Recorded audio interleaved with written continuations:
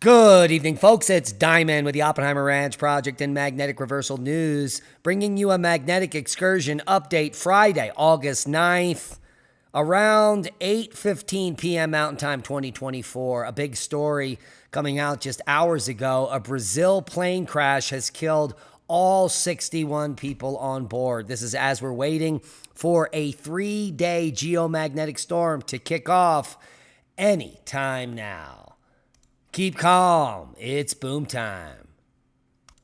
More than 30 trillion gallons of rainfall have fallen on the eastern U.S. from Florida to Maine over the past 7 days from Superstorm Debbie and related weather patterns fueled by climate change? I doubt it, Ryan Maui. You're starting to look a little dumb.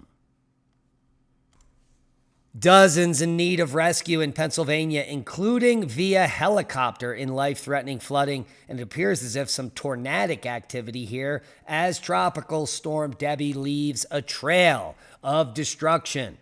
Debbie's remnants bringing heavy rain to New Hampshire, with flood watches posted up in New England. Parts of Maryland flood today from Debbie's heavy rainfall as well. Old Town Alexandria, for instance, flooded after Debbie's remnants moved through. And take a look at some of the footage we have over at Oppenheimer Ranch Project at Diamond the Dave on X. This is southern Canasteo, New York. Sheds and 100 hay bales, and then a large tree is uprooted and swept away by the flooding. That shed is moving.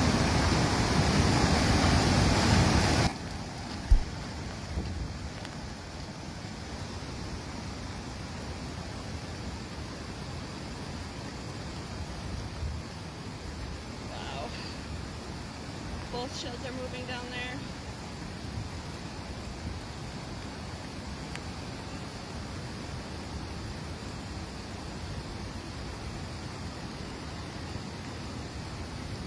Oh man.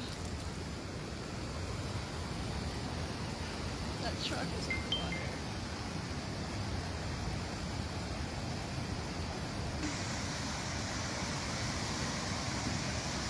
Oh, there it goes.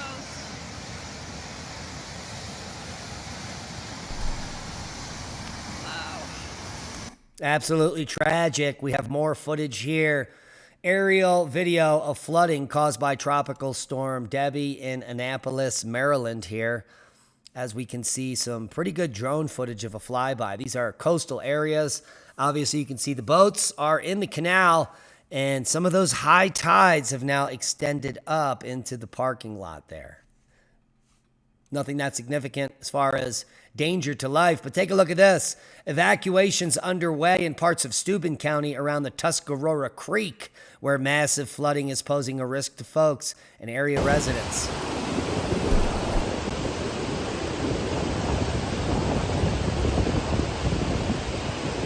I'd stay off that swing set if I were you.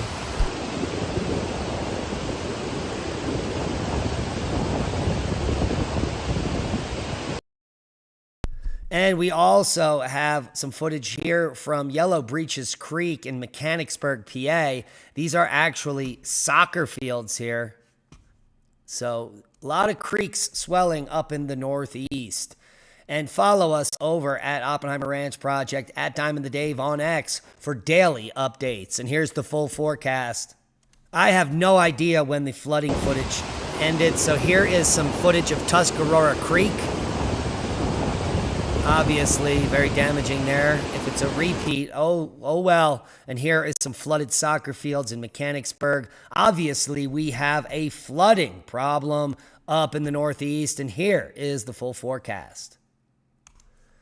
Remnants of Debbie tracking northward today with excessive heat across limited areas of the south and fire weather concerns for the west.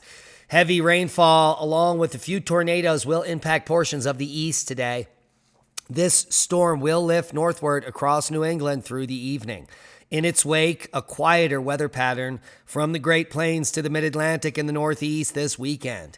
A stalled frontal boundary may bring more rainfall from the Four Corners to the southeast this weekend, which is good news for us. We just got a half inch today. And for the south, the heat continues in portions of Texas, the nexus of the schmexes. A quick jump over here to the GFS model shows you the lingering portions of that superstorm Debbie moving off in the next 3 to 6 hours, and it'll be bye-bye.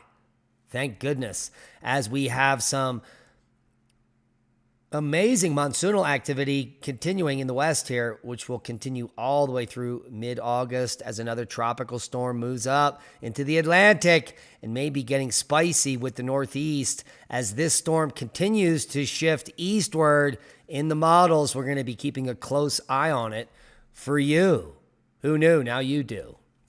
A sighting of an alligator swimming offshore of Lake Erie prompts Pennsylvania search. Well, I don't think I'd be swimming in Lake Erie anytime soon, but the search is on for a small alligator in Erie, Pennsylvania, after it was caught on video last weekend swimming just offshore of Lake Erie.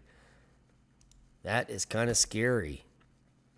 Now, why Japan issued its first ever Megaquake advisory and what that means? Well, a 7.1 magnitude quake has raised the risk of an even larger trembler on the Nikkei Trough, an underwater subduction zone responsible for some big tsunamis and earthquakes, including a 9 magnitude back in, I believe it was 2011.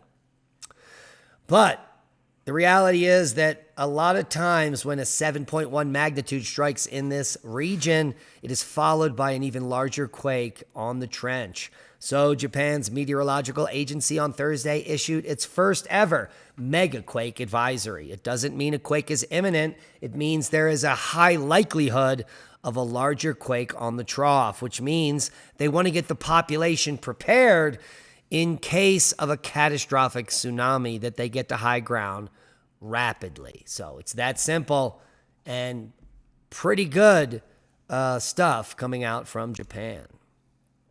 Seismic update. Well, the big boom didn't happen in Japan. Some aftershocks and a 5.0 in Ishihara, Japan today, but no 9 magnitudes. We do have an interesting 3.1 in Wyoming. This is the most interesting quake of the day on the tip of Greenland, 4.5 in Noratak. Worldwide, moderate activity worldwide. As we move over to worldwide volcano news, we've got Sabancaya puffing to 22,000 foot today. Semeru on the list. Karangitang in Indonesia. Heavy rainfall near the summit triggered lahars. Thankfully, no fatalities have been reported. And lahars are deadly mud flows rushing down the flanks of erupting volcanoes, or non-erupting volcanoes for that matter. White Island volcano, drifting thin low-level ash from non-going eruption to 3,000 feet. Sangay to 21,000 feet. Swanosima to 6,000. Ibu puffing today. Reventador to 14,000. Liwatobi to 9. Sakurajima, 9,000 foot puff. White Island, an eruption at the volcano remains in a state of unrest. And the alert level has been raised to 3 at White Island, as they are not taking any chances after those lawsuits. Sabancaya to 23,000 foot. Semeru puffing and passing. Sangay to 21. Swanosima, 6,000 foot puff. Reventador to 14. Ibu on the list. Dukono to 8,000. Sakurajima puffing to 9,000 foot here. And Liwatobi to 9,000 wraps up worldwide volcano news for August 9th.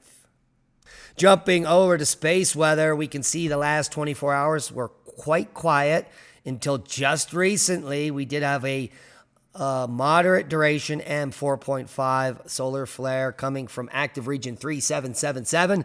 It's the same region that brought us that X1.3 just about 30 hours ago, which is headed our way. Let's see if there's any updates here. Nope.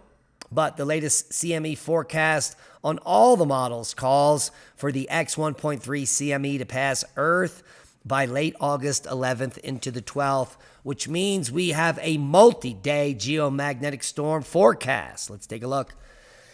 So in the coming hours, we should jump up to G2 geomagnetic storm. Could last for 12 hours, a waning period, and then the X flare arrives to bring us back up to G2 geomagnetic storm. So we could be looking at aurora for the 9th and aurora for the 10th as well. And then guess what happens on the 12th?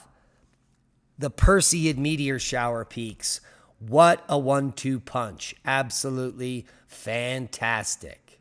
Yeah, the Perseids will peak in the night sky between the 11th and the 12th. Optimal viewing is suggested between midnight and dawn on August 12th, requiring dark skies and times for eyes to adjust. The speed of these meteors can reach 132,000 miles per hour, creating stunning light displays in the night sky. Each August, the Perseid meteor shower provides a breathtaking sight of bright meteors, fireballs, and bolides.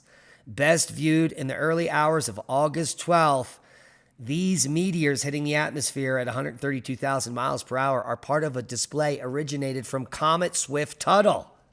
How do you like them apples? Get out and look up. And now on to the big story of the day. Brazil plane crash kills all 61 people on board. A plane carrying 61 people crashed into a residential area Friday afternoon in Vinhedo, a city in southern Brazil's Sao Paulo state.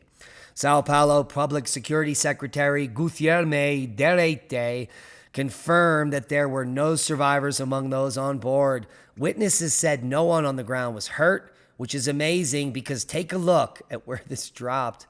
Oh my God, I did have a picture. Maybe we'll get one in the coming slides here. But here is the flight dropping out of the sky.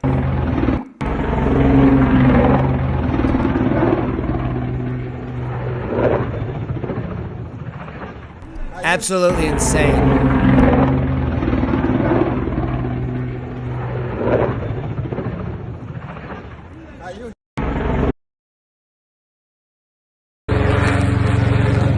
Different angle. Que isso, velho? Tá porra! Caralho, bicho! Nó! Fudeu, velho. And there's the boom. Que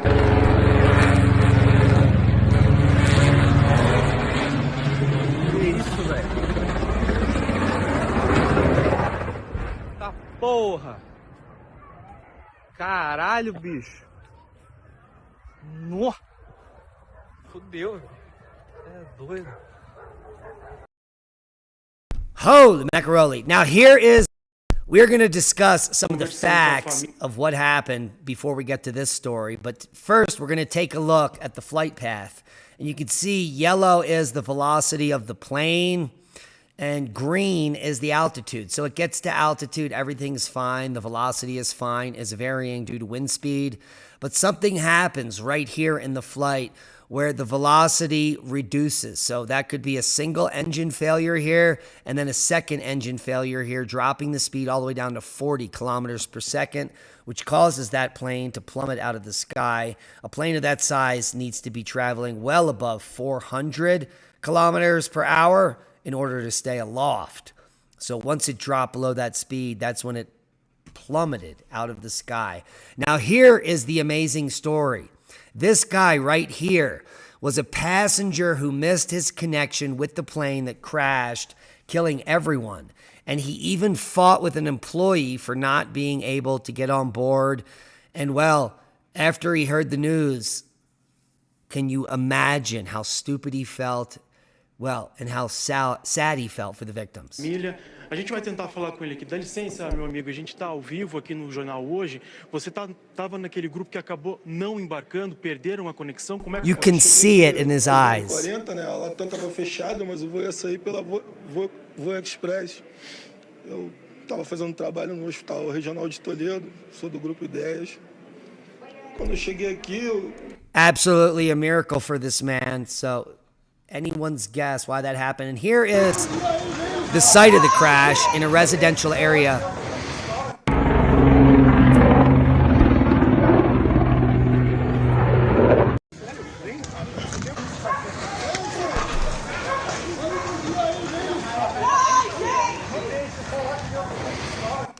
And unfortunately, there were no survivors. Follow us over at Oppenheimer Ranch Project at Diamond the Dave on X for daily updates. Our hearts, thoughts, and prayers go out to those that lost their life on this tragic flight in Brazil.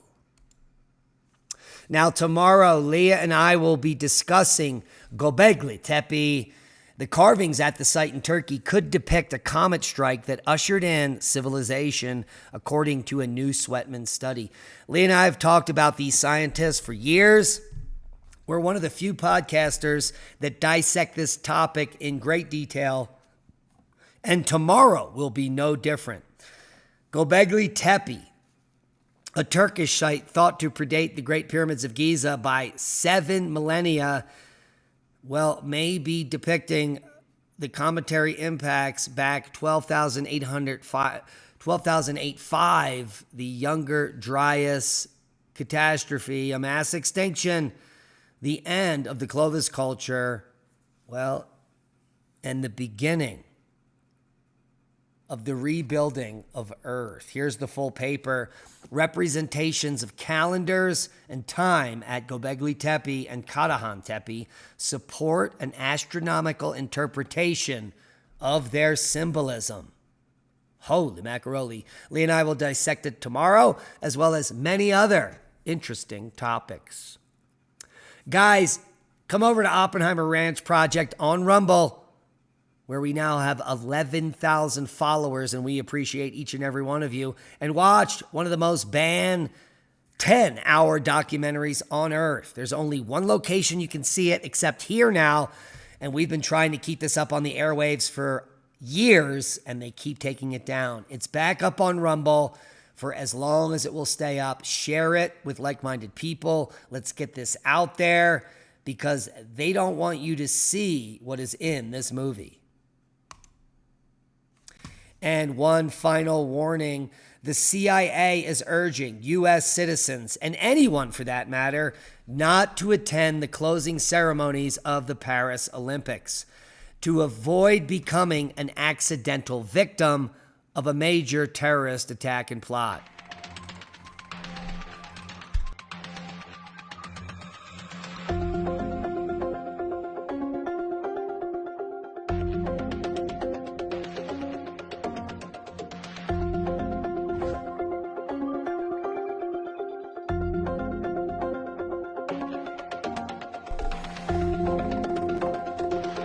Now, the warning is just a cursory warning. There has been no real corroboration from this. This is a CIA leak, followed by a CIA follow-up that something may be afoot for the closing ceremonies at the Paris Olympics. So, if you've got tickets, please don't sit next to Taylor Swift. And with the global unrest, we could be arriving on some troubling times in the near future. And if you take emergency medications and you may not be able to see your doctor, well, it's important that you get a Jace case. You can put up to a year of any life-saving medications in here, up to 8 monthly supplies, 8 different medications, including anything that you could possibly think of that you're either already prescribed to or that you may need in the future, like ivermectin or albuterol. Maybe it's the general 8-pack array of antibiotics. You can consult with them and customize your own Jace case. You can also customize it to get your own prescription medication that you get regularly stockpiled for a year. It supports our channel. It supports your peace of mind in any emergency situation. Get the Jace case. And that's a boom to knowledge. Please share this video. We are shadow banned. We need your help to grow. Become a Patreon. Support the work we do and watch all of our podcasts in one place, commercial free. Leah, Alien Allen, and I will all be at the Crestone Energy Fair mid-September, the 14th and the 15th, all weekend. So join us if you can in the San Luis Valley, and we'll see you there. And that's a boom to knowledge.